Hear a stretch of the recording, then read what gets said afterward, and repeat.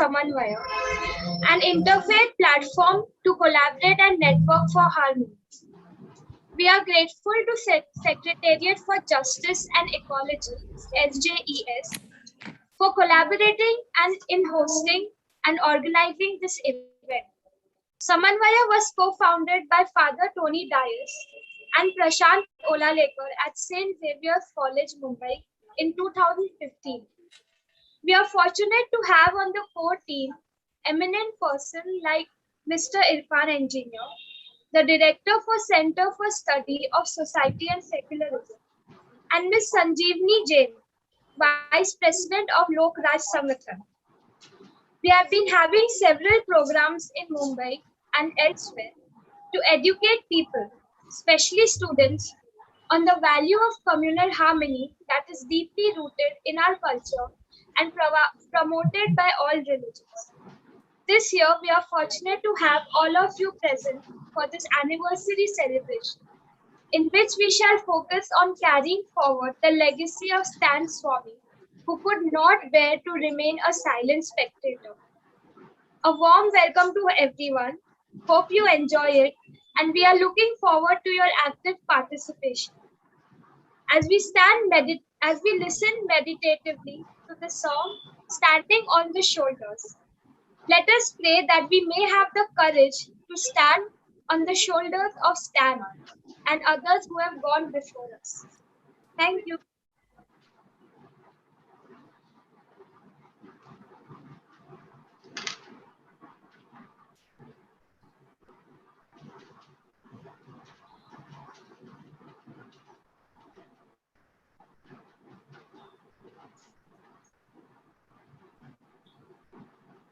There's no sound.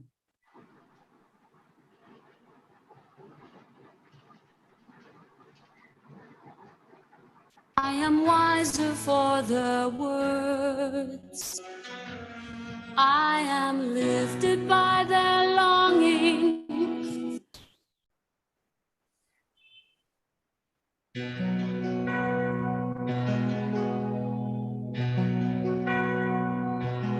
I am standing on the shoulders of the ones who came before me. I am stronger for their courage. I am wiser for the words. I am lifted by their longing for a fair and brighter future. I am grateful for their vision, for their toiling on this earth. We are standing on the shoulders of the ones who came before us. They are saints and they are humans. They are angels, they are friends. We can see beyond the struggles and the troubles and the challenge when we know that by our efforts things will be better in the end.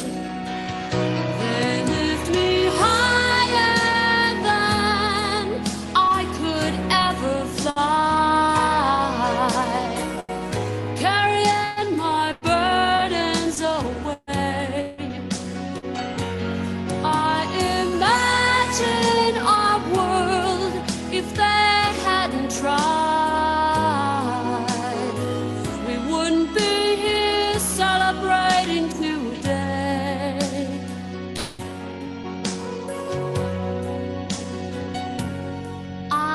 Standing on the shoulders of the ones who came before me. I am honored by their passion for our liberty. I will stand a little taller, I will work a little longer, and my shoulders will be there to hold the ones who follow me. They lift me higher than I could ever fly, carrying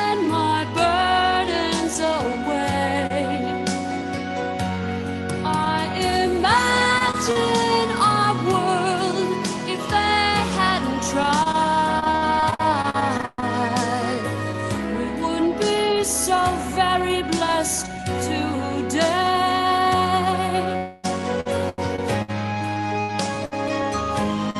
I am standing on the shoulders of the ones who came before me. I am honored by their passion for our liberty. I will stand a little taller, I will work a little longer, and my shoulders will be there to hold the ones who follow me. My shoulders will be there to hold the ones who follow me.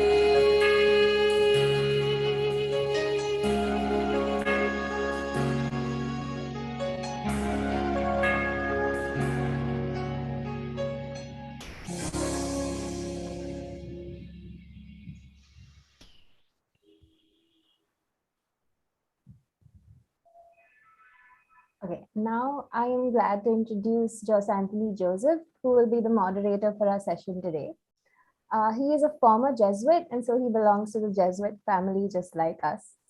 Another connection with him is the Department of Interreligious Studies at St. Xavier's College, Mumbai, where we have been formed and transformed in the spirit of Samanvaya or harmony. He was one of the first directors of the DIRS. It's also interesting to note that he has worked with Harsh Mandar as advisor to the commissioner appointed by the Supreme Court on the Right to Food PIL.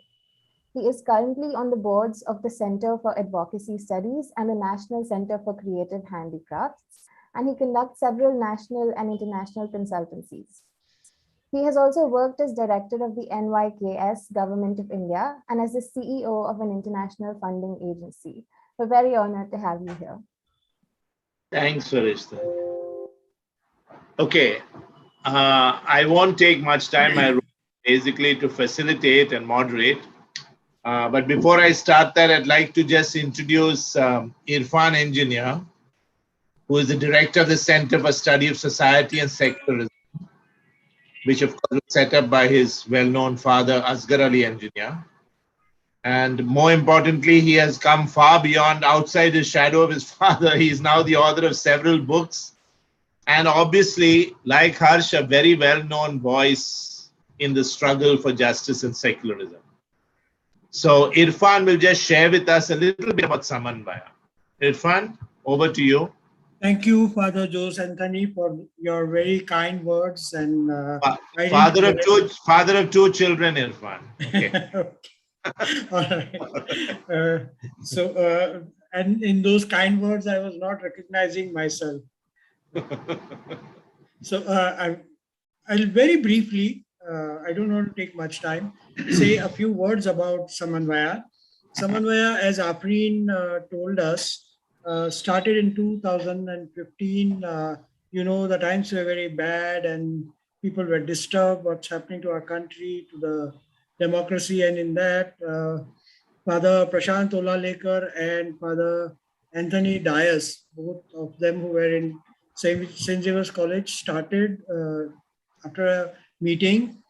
And in the subsequent year, I, Tista, Setalwad were invited to address another such meeting.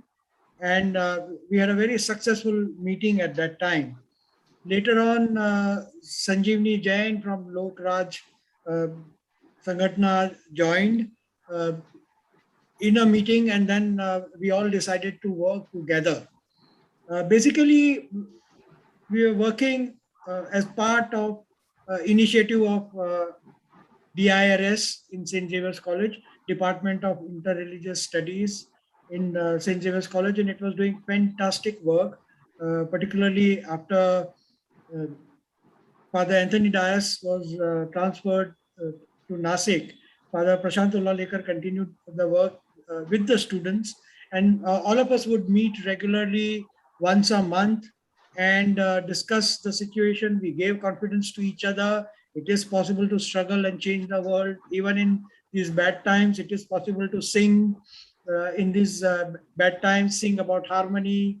And in that, Sister Gracie, Astrid Lobo Gaziwala, and Sister Mudita, Soda, many other people joined the whole process, and we organized several activities. Basically, these activities are sensitizing the students, educating them about earth, environment, environmental harmony with the earth, as well as communal harmony. And towards that, we organized several meetings, several courses. One of the courses that DRS organized in which these students participated was Islamic honors course.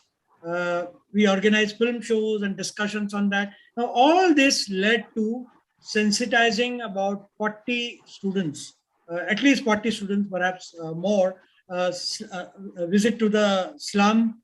We organized activities in other colleges, Nirvana Niketan College of Social Work. And the students who got sensitized in the process started taking initiative in many other activities. For example, coordinating with ADR, Association for Democratic Reforms, and being a voice for electoral reforms. During pandemic, they worked with Stranded Workers Action Network, SWAN. They did a fantastic survey, these students.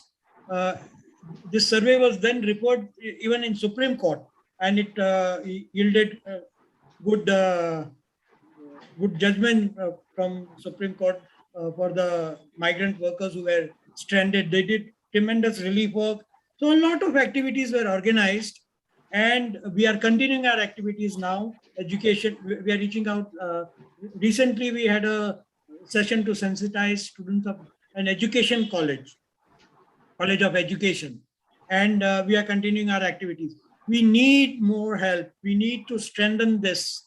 We need to reach out to more students, more people, more organizations, and strengthen. And I take this opportunity to appeal to all of you to join and strengthen SAMANVAYA.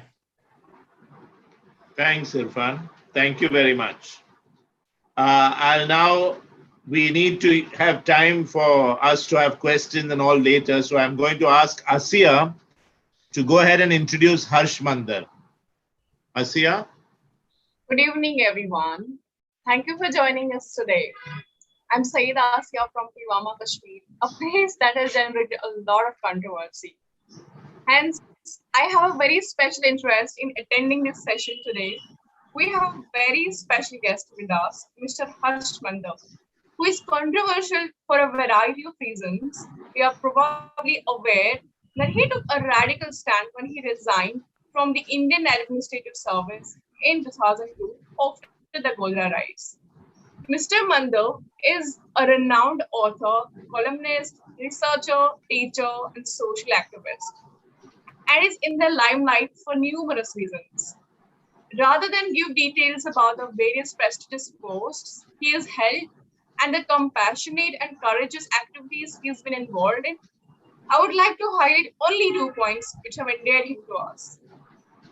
Firstly, soon after the lockdown was announced, a group of Xavier students as part of SWAN, that is Stranded Workers Action Network, attended to distress calls and provided relief to migrants across the nation.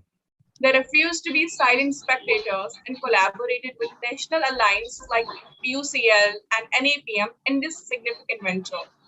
They are grateful to prominent social activists such as Mr. Harsh Mandar, who made use of the hard facts and statistics provided by the SWAN documentation when they petitioned the Supreme Court to advocate for the rights of our migrant sisters and brothers. This data was obviously quite different from that presented by the government sources. Here, we have a striking example how relief work can be combined with being a voice for the voiceless. Secondly, 2 years back, he led the unique Karwane Mohabbat Yatra in solidarity with the victims of communal violence. When he came to Bombay after the yatra was over, he started his talk very mildly by saying, "The purpose of my talk is to disturb your conscience. And if your conscience is not disturbed, then my talk has failed." He definitely disturbed the conscience of some of us that day, and we are hoping that he will do the same today. Like Stan Swami, he is not a silent spectator, and he has been paying the price for taking a stand.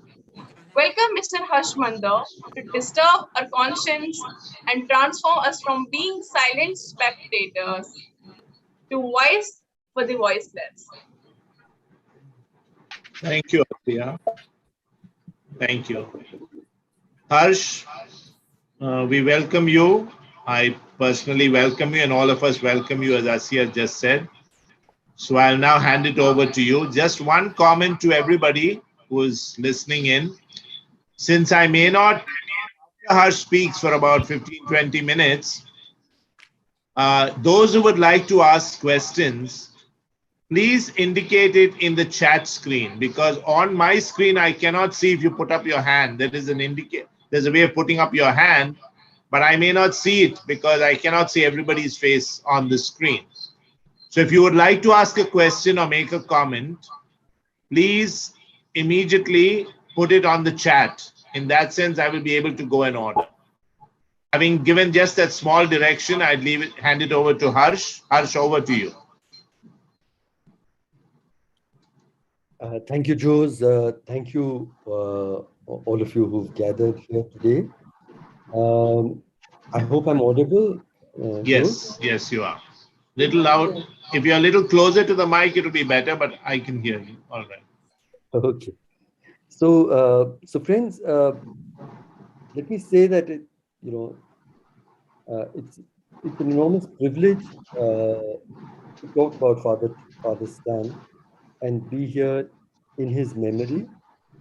I was told that we should talk about the lessons for life and work that we may derive from the way Father Stan lived his life, fought his battles, and indeed the dignity with which he left this world.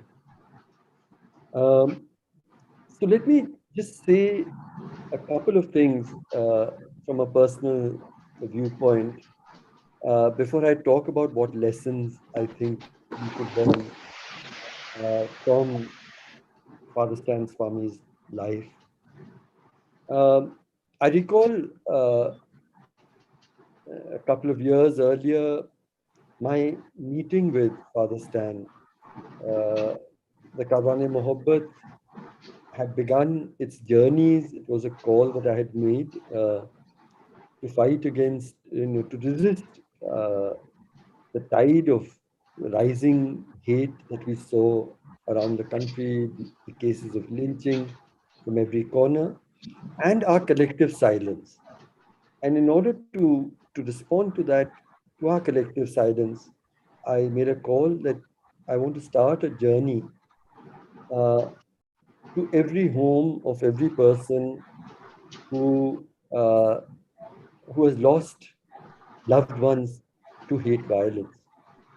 And we would go to their homes as we would go to the homes of our loved ones to say that you're not alone, that there are people who care. We seek forgiveness for what you have suffered, for what our country has become. We are with you as you rebuild your life and fight for justice, and we will ensure the telling of your story. So the Karwane Mohabbat ended up making about 30 journeys, many of them to Jharkhand, which was the site of some of the worst incidents of hate violence and lynching. And during one of our journeys, we heard about the case that had been filed against Father Stan in the Bhima Koregaon case. More than 30-40 police persons had descended on his small ashram, and it had been carried in the front pages of all the local newspapers, like he was some kind of terrorist. And we felt that we must go there and express our admiration and solidarity with him. And I will carry that memory of our meeting with him for all my life. Because here we encountered a person in his 80s, threatened with, a lifetime in prison, threatened with being charged with some of the worst crimes in our, in our country's statute books, but completely unafraid, unshaken. A man of such strong conviction and dignity. That was what struck me very much. And he spoke to us for a long time, and I thought, rather than me deriving lessons from what we have seen, let me share a little bit of what he himself spoke about. He'd spent the last maybe 30 years in this small room, in a small ashram, standing in solidarity with India's most oppressed people. And he was paying the price for it, and he was completely willing to pay this price, in fact, happy to pay the price for his beliefs.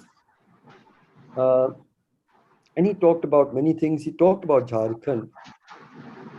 Friends, there's some noise that is coming. If somebody needs to go on mute, if I might request, it might be disturbing. Yeah?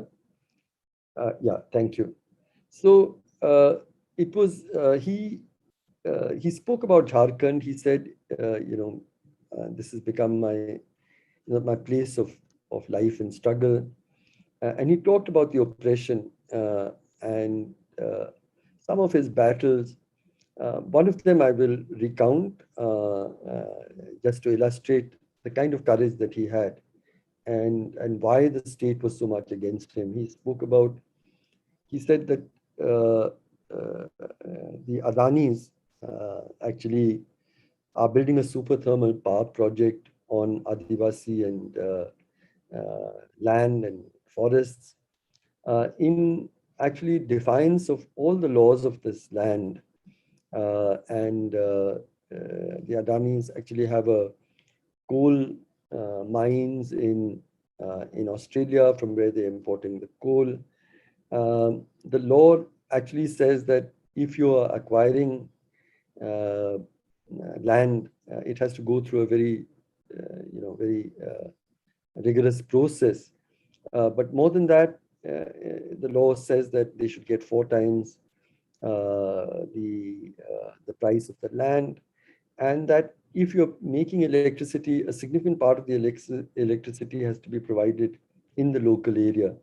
But all of this has been waived, so 100% of that electricity was being given to Bangladesh, and at twice the price that NTPC, the public sector company, would have provided. At twice that price, the electricity was being sold. And so he had risen up in protest against the displacement of the Adivasi people. Then he told me that a large number of young people, young Adivasis, were in peaceful protest and had been put in prison. And he said there were hundreds, even thousands. And he and Sudha Bhardwaj formed, co-chaired a committee for the defense of these Adivasi youth who had been jailed, protesting the violation of their rights. And then you see, both Sudha Bhardwaj and Father Stan Swami being charged in this extraordinary set of crimes, and it's easy to join the dots. So this, this was the man that we encountered, and the kind of courage that he displayed will always stay with us. We also, watched his video recording a couple of days before they arrested him and took him to Pune, and he was saying that I am not, I'm not the only person who's been arrested, and I'm proud that I'm being arrested because I did not remain a silent spectator to injustice. Um, and and the letters that he wrote to his closest comrades and friends from jail are an example again of how you deal with adversity, because those letters were more concerned about the condition of, of, of the impoverished under trial prisoners around him. And he spoke about, that he saw Christ in these oppressed prisoners, and he was happy that he was there among them. The jail did not provide him even the most elementary facilities, but it was his fellow prisoners who took care of him like a father.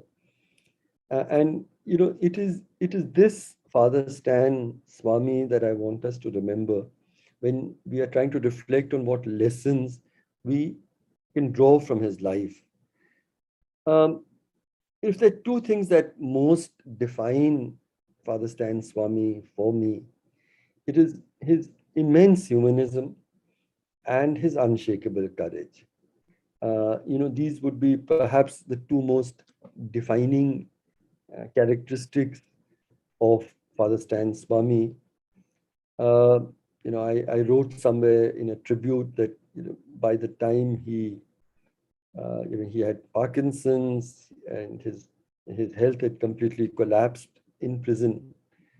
But metaphorically, one thing remained completely erect and unbroken and unbent, and that was, effectively his spine. That he was completely unbroken till the end. Let us reflect for a little what was the source of such courage and such humanism that defined Father Stan Swami and his life, and indeed the circumstances in which he was taken away from us. What were the sources of these? He derived a great deal of this from his religious faith. And I think that it's interesting that his political beliefs are very similar, for instance, to those that I hold. But I'm not a person of faith. I'm an agnostic. As an agnostic, I respect every faith equally, but I derive my belief of right and wrong from ethical sources rather than from my religious faith. And Father Stan Swami was, of course, a Jesuit priest. He'd spent his lifetime, his entire adult life. And even in the letters that he wrote from prison, he spoke about seeing seeing Christ and his suffering in the suffering of the impoverished prisoners in jail. I think it's the first important lesson is what you derive from religious faith. Do you derive a sense of separateness, a sense of judging other faiths, a sense of bigotry, a sense of privilege? Or do you derive, I mean, for him, his understanding of the teachings of Christ was that it must draw him to stand with the most oppressed. The most oppressed, the most vulnerable are his brothers and sisters, his sons and daughters. And he stood with them with the kind of courage that I described. And I think, firstly, I think most of the people on this call are people of faith. Some of you are priests and nuns. Others are people of deep religious conviction, I do think that we need to understand what our religious conviction is drawing us to be and do. Um, I studied for some time in a Christian school in Darjeeling, but I have always been influenced greatly by the teachings of this great faith, and above all, its lessons of compassion. But I think that what Father Stan Swami's life and work demonstrated to us is that true compassion is always inseparable from justice, from the idea of justice. You cannot have, you can, it's not enough to provide relief to people who are suffering. You must ask the question, why are they suffering in this way? And that draws you into questions, difficult questions, sometimes dangerous questions about injustice. And I think a true person of faith must be drawn in this extremely unequal country and world that we live in into questions of justice as a full flowering of compassion. The second is the vow of obedience. And many people of faith might feel that obedience means an unquestioning adherence to the voice of authority within the religious order. But I think that Father Stan Swami understood obedience in a different way. He was unshakably obedient to the voice of his conscience. And to that vow of obedience, I think he lived in his life. And Gandhiji once said, and I'm reminded, he said that I obey only one dictator, and that dictator is the voice of my conscience. A third thing that I want to sort of draw attention to in the lessons that we draw from Father Stan Swami's life and struggles and his passing was his vow of a life of poverty. And, as I said, I had the privilege of seeing how he lived with extreme simplicity, a gentle but unshakable, courageous warrior, but also one who genuinely lived a life of extreme simplicity. And I think that's something that we can all learn from. I do think that there's much that the leadership and ordinary people who have adopted the Christian faith and people of all faiths can profit from learning from Stan Swami's example. There can be no, it's not hidden from anybody that the last years in the journey of our republic have been extremely difficult years, and these difficult years continue. We see a growing climate of fear and hate directed at India's minorities, particularly India's Muslim people. And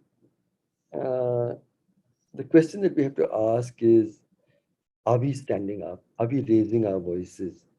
I recall Martin Luther King Jr.'s words that in the end, we will not remember the words of our enemies.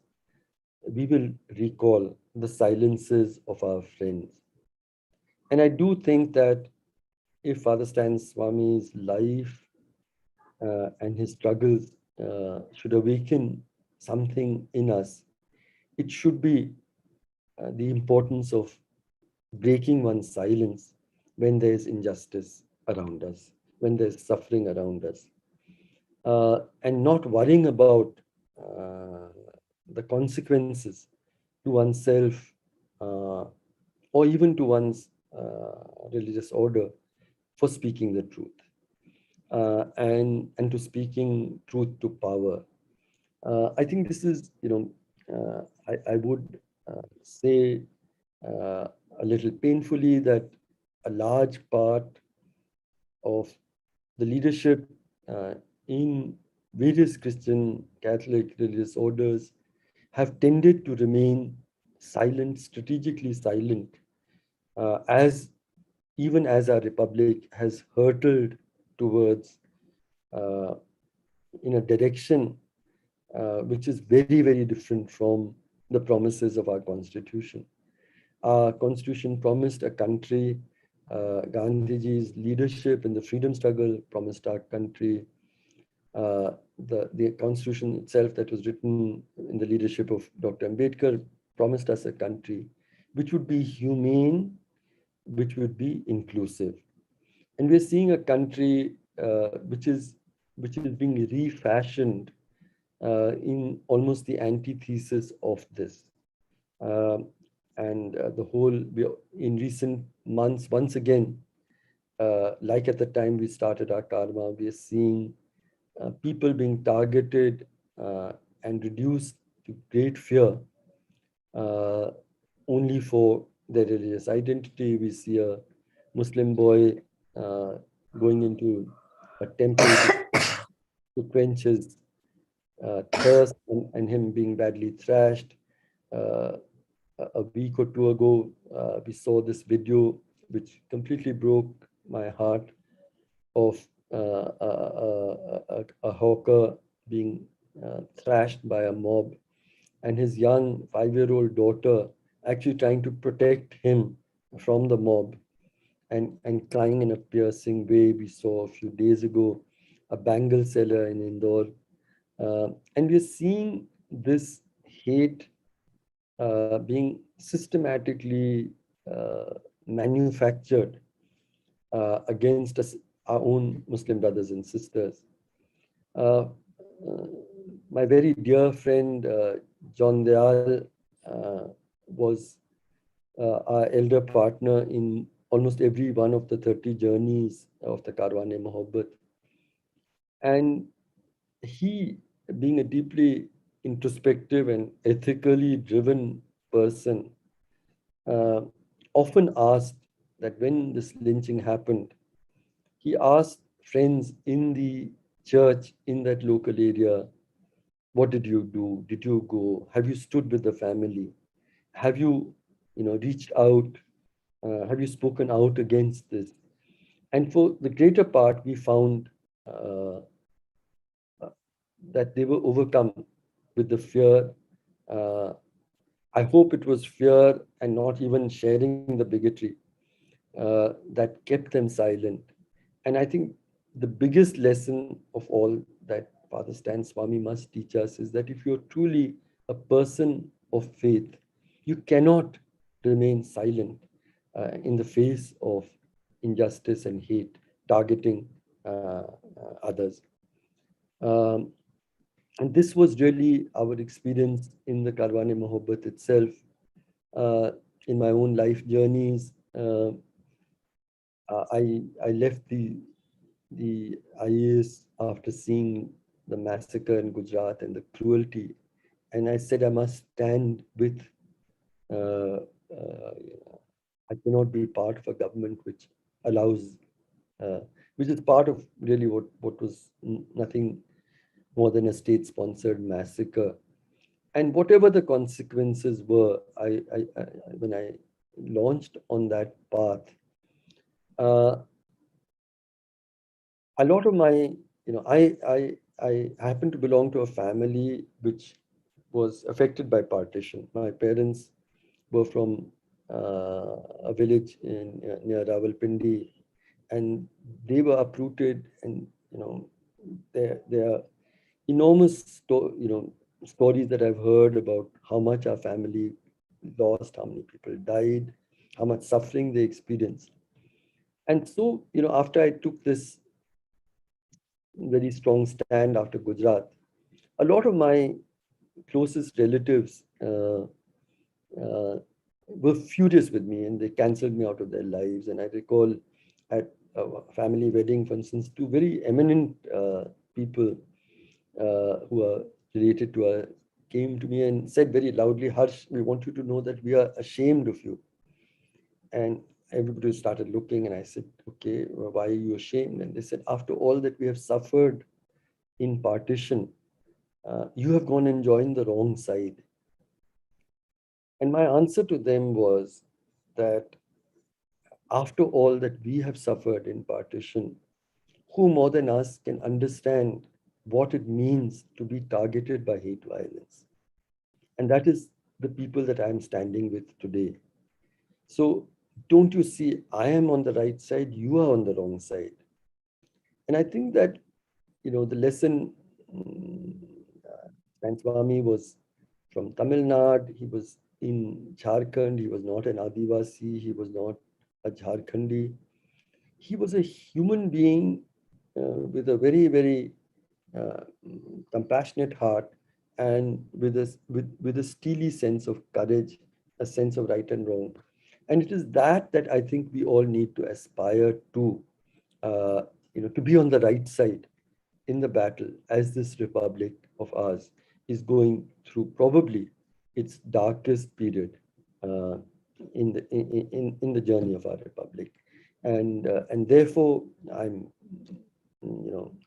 our greatest tribute to Father Stan Swami would be to learn from his unshakable humanism, but also his unshakable courage. Thank you.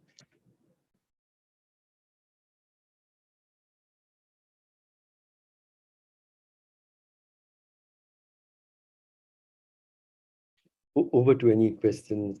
I'll try to rush through speaking because we must have some time for conversations.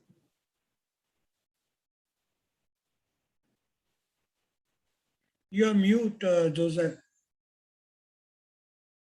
Josandani, you're mute. Please unmute yourself. Sorry, thank you. I'm going to go by the people who have put their questions on the chat. So we have first Aloy. Aloy, would you like to say, ask what you have put down? Aloy? Yes, let Aloy come in. Aloy, where are you? Okay, I'll read out what he said. You mentioned about a great part of the Christian organizations being silent spectators in the face of injustice. I think it is rightly so, but is this not because of the high degree of institutionalization process in terms of establishing and running institutions? How is it possible to reconcile this reality without taking a clear and strong position for truth and justice? In a sense, there is a dilemma there. It is because of these institutions that Christians can influence a lot, but because of these institutions, it is difficult to take a clear and strong position for truth and justice in situations like this. Comments, Harsh? Yeah, that's a fantastic question and a very, very clearly articulated dilemma. My answer is very clearly that the institution, we must always remember, is nothing more than an instrument to fulfill the core mission that you carry. And in order to preserve that institution, if you sacrifice actually the reason that you exist, then what is the purpose of serving that institution? I mean, and I think that it's a dilemma, not just incidentally with religious organizations. I see all of civil society actually driven by precisely the same dilemma today, because our government has made it very clear that any voice of dissent, we will come down, with like a ton of bricks. I mean, I spent many years after the Gujarat massacre working among uh, the survivors of the violence there. Uh, it was a very, very hard and difficult period. But what they're doing today, they hadn't done then. Uh, that is that I am, among a number of people who were, spoke out prominently in the protests against the CAA. But for us to actually, I mean, the government in its affidavits has actually said, for instance, that affidavits both to the Supreme Court and the High Court and in a number of charge sheets that I was part of an urban Naxal gang which was trying to create an insurrection and assassinate the Prime Minister, etc. Very similar charges as in and fostering hate, etc. Now the purpose is, and they've already arrested, as we know, a number of young people. The message they're giving is very clear. We're keeping you all on, on notice, and you better silence yourself. And of course, it's a dilemma. I mean, I also do other work. We work with homeless people. We run shelters. We run hospitals for the homeless. My colleagues run homes for street children. We work with survivors of lynching. We work with survivors of violence in Delhi. There's a huge amount of work. We bring out something called the India Exclusion Report and so on and so forth too. So one part of me and a lot of friends, well-meaning, would say that in order to preserve all of this valuable work, at least now you should become silent. And my answer is that if I turn silent now, the whole purpose of this action is to silence legitimate democratic voices of dissent. And in this case, dissent against the destruction of our constitution itself. Now, if in order to preserve the institutions that I have helped establish and run, in order to carry on work, obviously, I mean, it is easy to argue that those homeless people who are dying of TB need your care, and therefore, for that, you need to keep silent. But I think that we need to recognize that, there cannot be any strategy in right and wrong. Even from the years when I first joined the IAS, I made up a couple of rules for myself. One of them, of course, in the IAS was that this power is not for me. The power is to be used on behalf of the most vulnerable. But the other was that that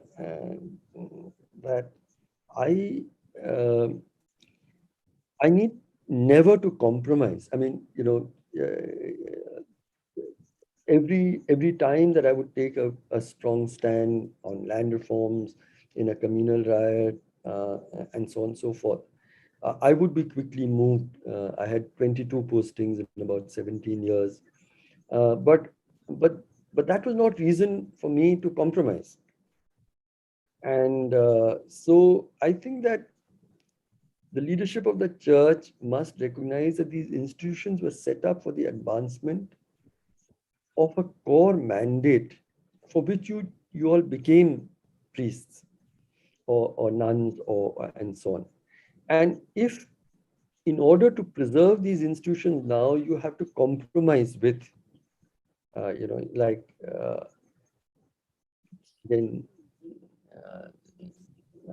I spoke about Martin Luther King. If you are going to be the silences of your silences of friends is what the person who is, reeling under hate, violence, and oppression, if that is what you want him to remember, then I think we've deviated. So, if our institutions will collapse because we have stood up, I'm not sure they will if we all collectively stood up. But even if they do, it is worth the price because that is what you believe in. And in better times, we will rebuild. Thanks, Harsh. Irfan has asked a question. Irfan, would you like to ask it yourself? Irfan? Harsh, that was a great talk, very inspiring, very moving as usual. But along with that, I wanted to ask that an organization or network like Samanvaya, what should we do? Our greater objective is to work for communal harmony, to conscientize more and more people, to reach out more and more people, to be courageous, like to try to be courageous, like Father Stan Swami, to question this privatization that is going on. Although it is not our core objective, but I feel it is connected. Uh, Taxpayers' assets being passed off to crony capitalists for social justice. What are the activities or what are things that we can do? We wanted this suggestion so that we can reflect on it and then, because this is our 6th anniversary. So we want to go on. We want to go on working now. So what are the things that we should be doing from your experience and from your? Irfan, I mean, firstly, it's a pleasure to see you, Irfan, and dear friend. And his father was somebody I have the highest regard for. I think if I had to give you a short answer, I would say follow in the footsteps of Asghar Ali Engineer and Father Stan Swami, and I don't really need to uh, uh, say anything else. Since I'm talking to you, I mean, I just, the remarkable life of somebody like Asghar Ali Saab. I mean, he was a government employee. He was engineer was not his surname. He was a municipal engineer in the municipal corporation. But every time there was a riot, he would take leave and set off. And he has done more fact finding than probably anybody in this country. And I was told one lovely story, I think by Irfan or someone else, that I think that they were Bhiwandi had riots and wanted to go, and he was looking for a partner. The actor Balraj Sahni was a loyal partner, and he A rang out. little louder, Harsh. Little louder. Your voice is fading. Okay. Sorry. His Balraj Sahni, the actor, was a strong ally, and Irfan Asghar Saab called him and said, "Let us both go and spend 10 days there." And Balraj Sahni apparently said, one time I was going to take a holiday, I hired a houseboat in Kashmir, but give me one day to think. And then the next day he said, "I've cancelled my holiday and I will be with you." And the two of them set out and so on. So I think that my short answer is do what you feel is right. Don't think about consequences for yourself, for your institutions, because right and wrong is never a strategic answer, a strategic question. Is it right? Is it wrong? And please, for Samanvaya, please recognize that we are, and this is without exaggeration, we are truly in the midst of a second freedom struggle. And I'll explain this a little. Because our first freedom struggle was never just a battle against the British. It was equally what kind of India would be built after the British left. And the leadership of Mahatma Gandhi and other leaders, the leadership of Ambedkar, of Nehru, of Maulana Azad, central to that idea was this would be, as I said, a humane, egalitarian, just country. And we have deviated, we've gone so far from there. You think of Gandhiji's last weeks and months of his life, his last fast, just 2 weeks before he died. What had happened? 100 mosques and dargahs in Delhi had been, they had converted them into temples by placing idols there. And Gandhiji said,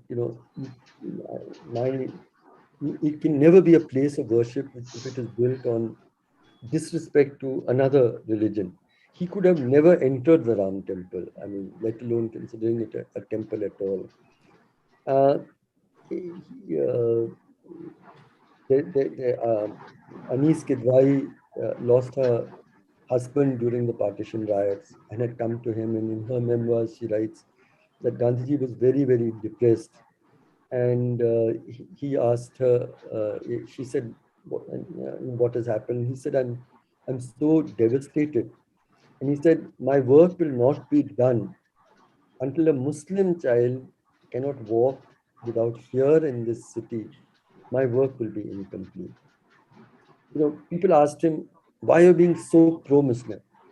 And his answer was, when I'm in India, I will be pro-Muslim because they are the oppressed. And he had plans, I will go to Pakistan and there I'll be pro-Hindu because they are being oppressed. Well, I have a feeling that we have to reclaim these very, very simple, fundamental sense of right and wrong. I think that when we grew up, I mean, Irfan, I'm probably a little older than you. It was a much more idealistic time. I told you my parents were partition people, but I have never heard a word of bigotry against Muslims from their mouth. When I was about just a teenager, I had my own idea. We have a prayer room at home. I told my father and mother that this prayer room is incomplete. It just has a Sikh religious book.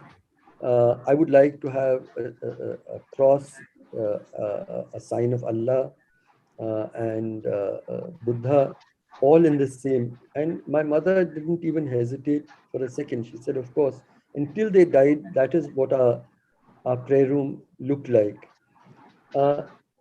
We've lost too much of that. And I think that there's no point today, Irfan, in any kind of constructive work if it is silent about the most fundamental question of this country. It's basically, who does this country belong to? Who does it not belong to? What is citizenship, and so on and so forth. And unless, if we keep a strategic silence in all of this, there's no point. You might you might do some social service, etc. But that's not what today's battle is about. So I don't know if that helps, but yeah, it is Harsh, really there are two questions that people have asked which are connected with this. right. One is from Astrid, where she says, why is it that friends remain silent? At what point will they understand that they are affected too? Mhm. And Chil Mota says, do they find comfort in remaining silent because of what happens to people who raise their voices? So it's connected with what you were just saying. This whole question of silence. It's very, very true. I mean, Jose, I would like to first underline that there are times. I mean, there's somebody has said this, I don't remember who, that there are times when to speak out is the most revolutionary act that you can commit. And I think that we are living in such times. Absolutely being able to say, we're seeing rising hate, but I found that even the political parties that came together in the opposition, which was very welcome, they spoke about the farmers' protests, they spoke about Pegasus, but they were conspicuously silent about the central question. Why are we silent? There can be about 3 or 4 reasons, and I think that each of us have to actually ask the question to oneself. If you're silent, am I silent? In Germany, generation after generation after the Holocaust, people have asked the same question to their parents, to their grandparents. How did you remain silent? So the answer that most have given is, but we did not know. So firstly, we can claim not to know, but one of the objectives in the Karwan was really to not allow you this defense. हमने तो बताया, हम बताते रहेंगे. And as in the introduction, I see it as my goal to that I will continue to speak until your conscience aches unbearable. My work will not be done. So the first is I didn't know. The second reason can be that I am frightened to speak, frightened of the consequences. Uh, and truly, if there were no consequences to do the right thing, we would all be doing the right thing. And so we have to deal with our fears. But the third and the most dangerous reason for silence, and I'll say this again, sticking my neck out pretty far, again, talking to the Christian community. Third reason for our silences can be that in our hearts, we share the same bigotry. And we have outsourced to the mob. I'm not going to join a lynch mob, but actually, Muslims have to be taught a lesson. Uh, Please remember the word love jihad was first coined by the Catholic Bishop Council of Kerala. This is factually true. And they talked about love jihad as a conspiracy with Gulf money uh, to attract Christian girls and marry Christian girls, etc., as a kind of jihad. And that was then very happily picked up by the RSS and Bajrang Dal and so on, and has now become, along with cow slaughter, the second reason they use to slaughter people. So are we silent because we don't know? Are we silent because no? The second is I don't care. The third is I'm frightened to speak, and the fourth is that I actually share the bigotry in my heart. And I think that we have to introspect ourselves. And for many of us, I mean, I'm not sure, but almost everywhere in this country, we have family WhatsApp groups, we have friends WhatsApp groups, which are full of bigotry. We have colleagues WhatsApp groups. And probably that's where we have to start, with love, with friendship. I tell my young people that often their first battle has to be with their own parents, what they have learned and what they listen to on the dining table. You love your parents, but you're not going to allow them to to spread hatred. Millennials are largely now, young people are children of the Babri Masjid movement generation, and this is what our children are being raised with. So yes, those are the reasons for silence. I will just once again repeat your claim that you didn't know, that you were frightened to speak, that you didn't care, or you actually share the sense of hatred and bigotry secretly in your heart. Somebody, Jyoti from Tripura, has said something very similar. He said some time ago you felt or you mentioned that even among Christians there is some amount of aversion against Muslims. That's connected to your fourth thing. Do you want to talk a bit more about that? Yeah, actually, this is something that I won't like to mention specific details, but in the Karma journeys, we made 30 journeys to 14 states, right up to the CA protests. And we would look around actually for places to live in remote areas while we traveled. Jan Dayal also has problems about using a toilet, etc. And we would reach out often to church institutions. And we were struck. We found some with a lot of solidarity. But in some, it was very clear that they weren't disturbed by what is happening to their Muslim brothers and sisters. And almost without exception, even the ones who were disturbed did nothing about it. And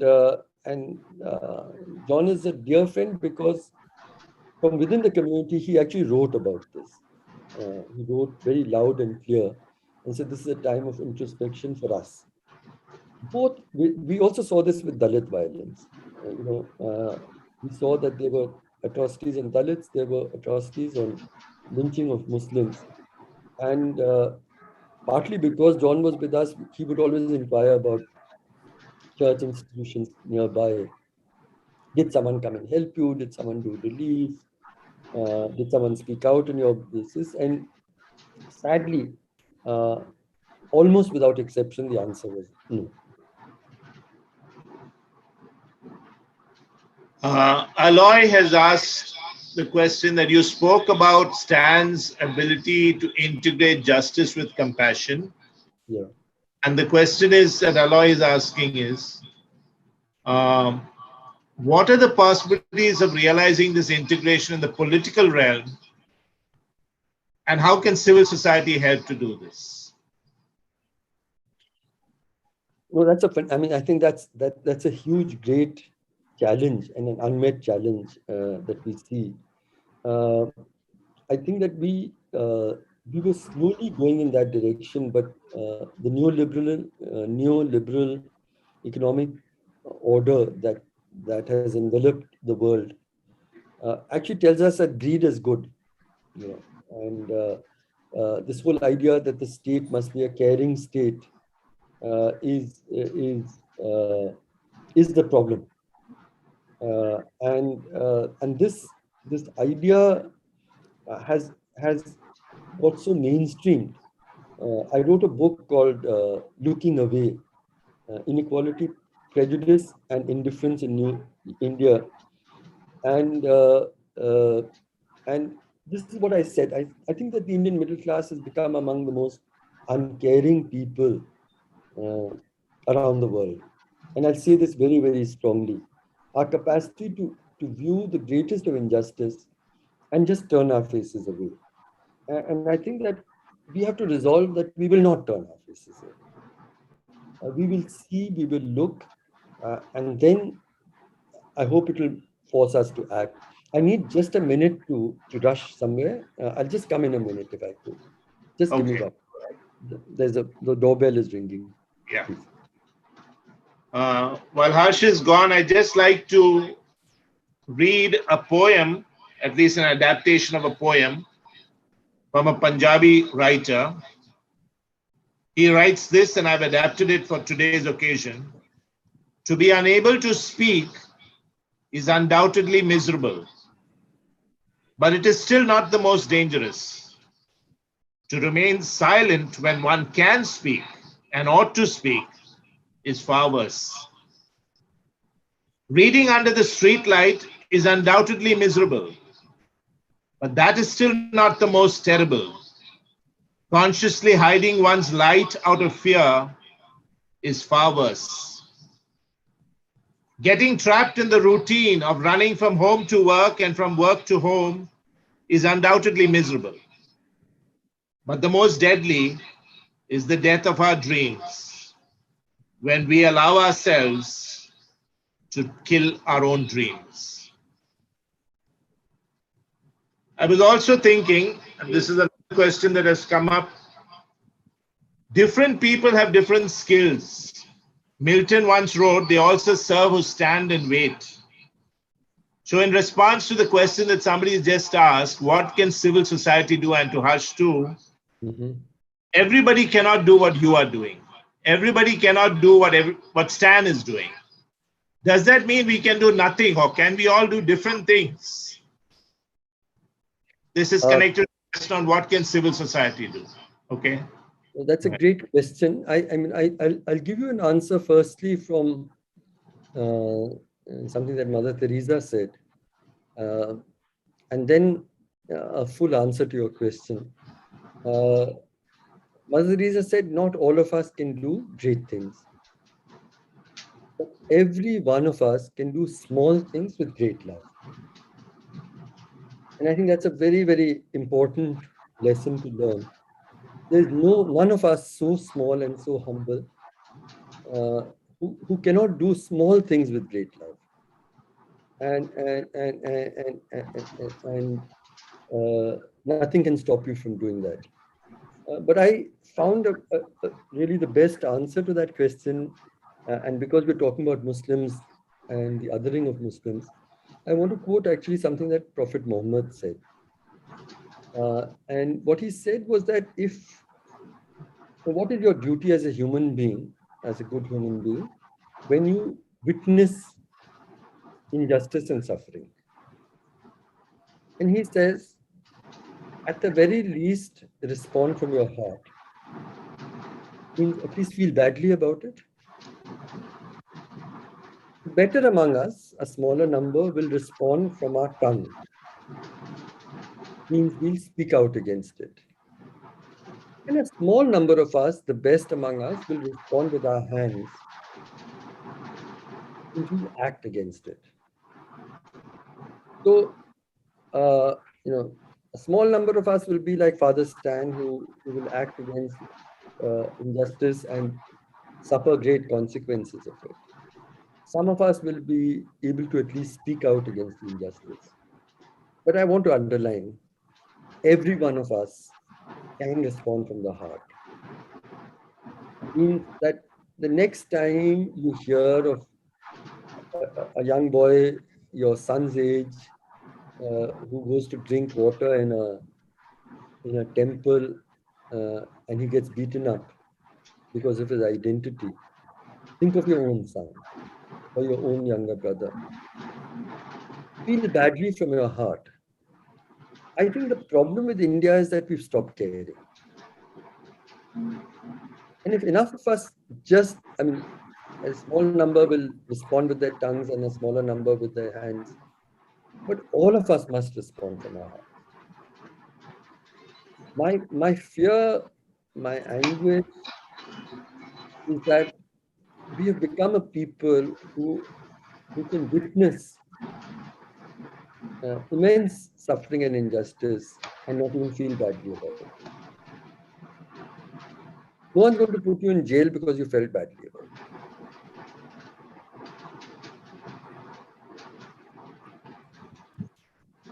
Thanks, Harsh. Okay, there's one question that Akanksha has asked. When today even false allegations are not healed in court, allegations against you, against Stan Swami, etc., and that was one place we could go to keep the legislature or the executive in check, and that too has become weak. How do we move ahead? See, there's no easy answers to that question. There are no easy answers because why I say this is the darkest period in the journey of our republic, even including the emergency. Emergency was a terrible time. I recall being a young... A little louder, closer, yeah. I recall the emergency. I recall being a young college student and just out of college at that time. The emergency took away our freedoms. The emergency saw political prisoners being locked up in thousands. The emergency also saw the media freedom being completely crushed.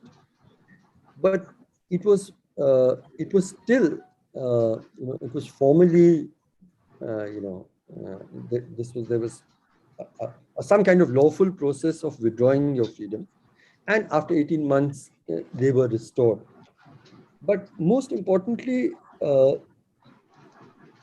emergency wasn't a hate project. It was not targeted against a particular community. It was not destroying the core fraternity of our society. So I think that today we are seeing our freedom of dissent, our freedom of the media, and the strength of all our institutions being destroyed. But we are also seeing it in a background of hate, and therefore, this is the most difficult time in the journey of our republic. The trouble is, let me just say, why you and I are also complicit in this. Political scientists had told us that any party which comes on an open anti-Muslim platform cannot win a majority in parliament, because Muslims form a significant part of the proportion in many constituencies across the country. But the BJP under Modi has proved us wrong. And how have they proved us wrong? They proved us wrong by saying, no, we will unite everybody across caste, but importantly across religion, against Muslims. And then we will get a majority in this country. And they have done that. And so the willingness, I mean, can we, the Northeast is large segments of it are Christian. It is now ruled by the BJP. Christian communities, that Nagaland is entirely, the Christian community is deeply influenced by the church there. How do they have, large scale voting for the BJP? I'm just asking. So, and 1 in 3 Dalits in 2019 voted for the BJP. So I have a feeling that all of us are, in a sense, have become complicit in this campaign. Otherwise, it couldn't have succeeded. So if Christians have the courage and the heart to say that today it might be my Muslim brothers and sisters who are being pillarized. Tomorrow it can be someone else, day after tomorrow it can be us. So we will speak out today, and we will not allow a party that or an ideology that talks about unequal citizenship based on religious identity. But we are happy that they've spared us. Somebody else is being affected. I talked about my own relatives saying, when I stood with the Muslim survivors of the Gujarat massacre, they said, you've gone onto the wrong side. And I was telling them, no, I'm on the side of those who have suffered hate violence. It doesn't matter to me that they're Muslim or they're Christian or they're Hindu or they're Dalit. They're suffering today. They are my right side. So I think that, sorry, that's really how I think we need to move. Okay, a last question and then we will close. Astrid has one more question. She says, unfortunately, what is right is not seen to be universally so very often. As an example with your own family, you just how do we deal with these differences? People say, oh, you think this way, I don't think this way. And, this whole thing of you believe what you believe, I believe what I believe, and there's nothing which is right and wrong except thinking makes it so, as Shakespeare would say. Right. So how would you deal with that? People probably in a postmodernistic world, that seems to be a common thing. Yeah. You believe what you want, I believe what I want. Because I speak a lot to young people, and what I try to tell them is, I'm not saying what I'm saying is right and what you are saying is wrong. I'm saying we are at a moment in the history of our republic when we have to decide what kind of country we want to leave to our children. And you all are young people. What kind of country do you want to grow old in? And what kind of country do you want to leave your children? I want to grow up. I mean, whatever life I have left and the children, what I want to leave to my child and grandchild is a country which is kind, which is inclusive, where it doesn't matter which God you worship or if you worship no God. It does not matter if you're rich or poor, what gender you are, what your sexuality is, what your caste is, what your language is, what the color of your skin is. You are in every respect an equal member of this community. That's a country I want, where the mind is without fear, where the head is held high. But there's another imagination for this country, which is a country that is unequal, based on your religious identity, where there's first-class citizens, there's second-class citizens, there's fear, there's disrespect. But you might say that that's the country you want, but be clear. That's what you want. That's what you want. I think if we lay it out in a very clear, and I never try to show down young people when I speak to them. I do a lot of teaching and speaking now on these questions. I just lay out two different imaginations for this country. And it is truly a battle of 100 years. Gandhiji had just come back from South Africa. He led us in one imagination. And the Hindu Mahasabha, the RSS, and the Muslim League led us in the direction of a different imagination. There's no secret that the early leaders of the RSS were great admirers of Hitler in their writings. They imagine. Now, if that is what you believe in, be clear. It's your choice. So I feel that you need to lay out the choices as clearly and as non-judgmentally. And you'll help people make their choices. Thanks, Harsh. Thank you. And I don't want to take more time, so I'm asking Tony Das, co-founder of SAMANVAYA and the Social Justice and Ecology Secretary, to say some last words. Thank you, Harsh. Tony, to you. Thank you very much, friends. I'm going to express more my gratitude this evening. Grateful to Josh Anthony for taking time off and to moderate this very inspiring, and as one sister Priska has said, disturbing session.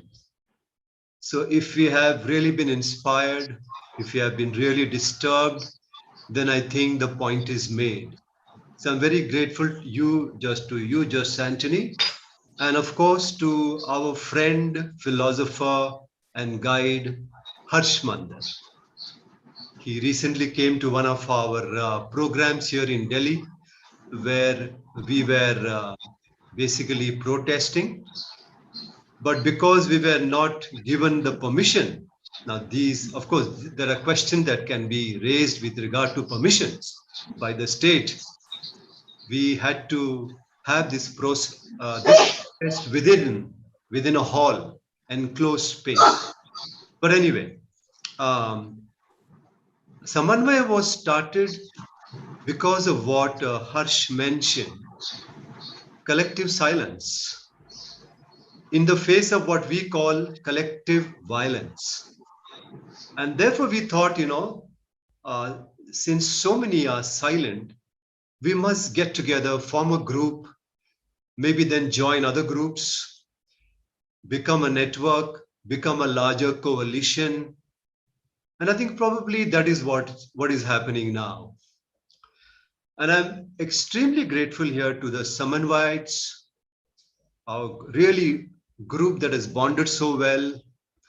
I'm grateful to the Social Justice and Ecology Secretariat where I'm based, then the Lokmanch Secretariat, which is taking many of our works forward. In the Secretariat, we have Suman, who has actually organized these technical aspects of this program. Thanks to her. I'm really very, very grateful to all of you.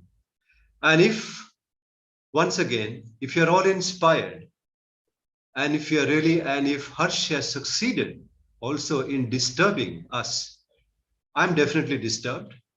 We have heard Harsh before, but I think the point has been made. So once again, grateful to Samanvayites, Prashant and company, and so many others. And thank you, Harsh, for really taking time off and giving us this very, very important message. Taking the example of Stan and what we can learn from Stan, and you put it in the context of faith and religious life. Thank you so much for this. Over to Josh Anthony again.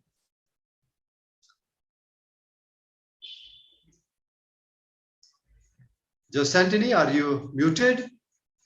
Yeah. Okay.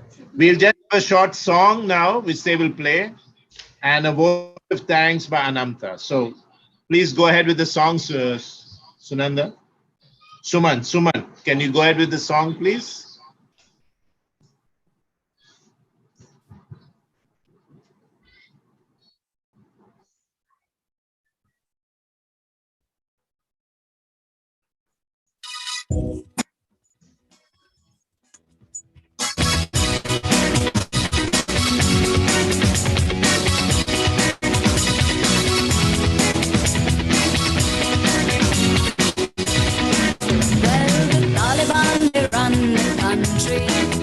From the north of Waziristan, they make a few of their people happy. Oh, they don't care about the rest of them. They've got a system just like apartheid. They keep women in subjection. Maybe Malala will make them all see how everybody could live as one. She gives me hope, Malala. Malala gives me hope. Malala for the morning sun. She gives me hope. Malala gives me hope. Malala, hope.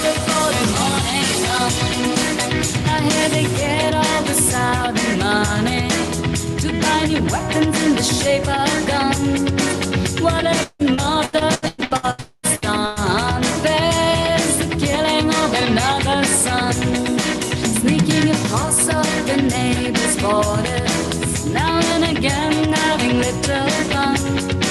They don't care if the fun and games they play are dangerous to everyone. She gives me hope, Malala gives me hope, Malala gives me hope, Malala for the morning sun. She gives me hope, Malala gives me hope, Malala hope before the morning comes.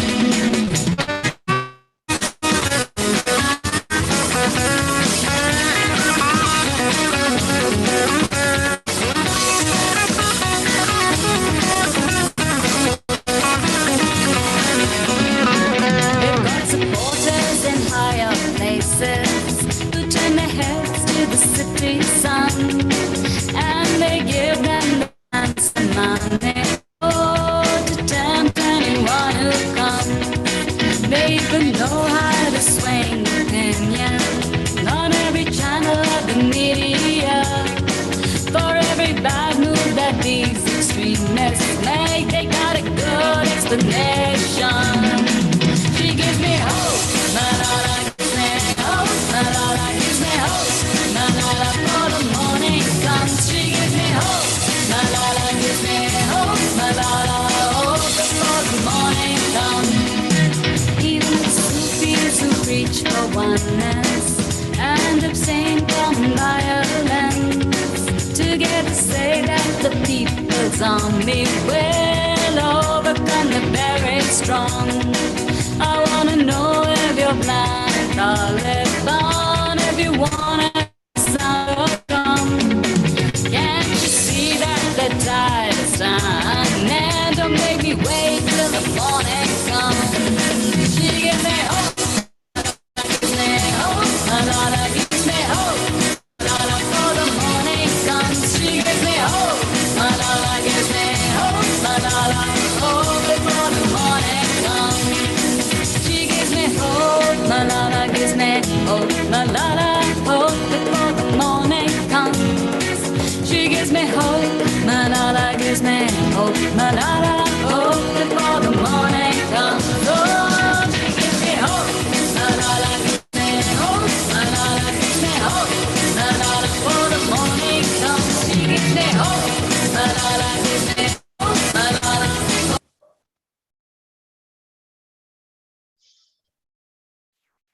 Thanks, Suman, for that. And now we'll just ask Anamta Khan, who's just passed her 12th standard, to give a small vote of thanks. Quickly, Anamta, for you, to you. All right.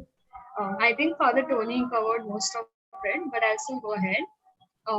It is such a great joy to thank all who made this session so enlightening, so enjoyable, and so challenging.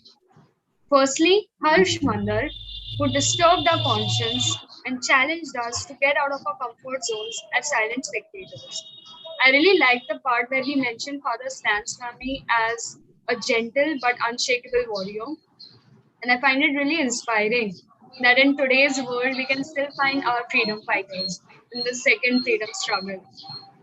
And I have often wondered what can I where can I contribute as the youth of my country. I do believe I have a part to play, and I believe that Samanvaya helps me contribute. It brings me to the point. It will bring me to my future where I play a bigger role.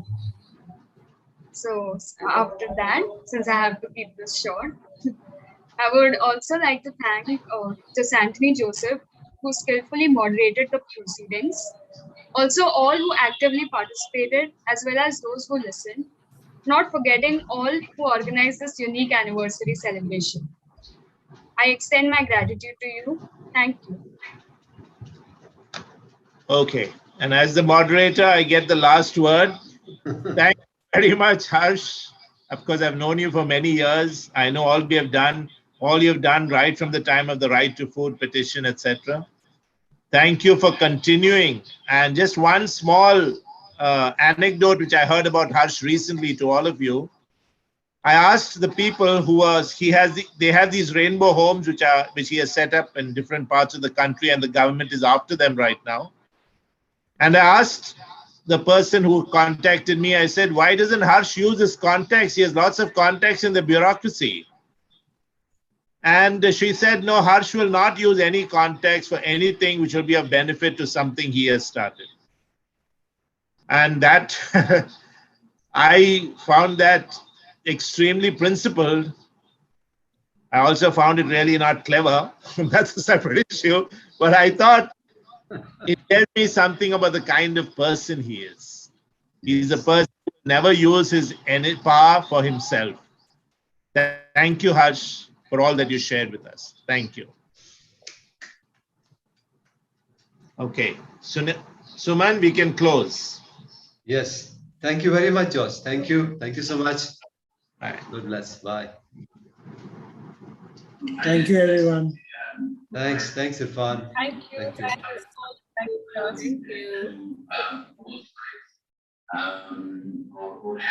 you. Thank you, Saman, Tony, Prashant.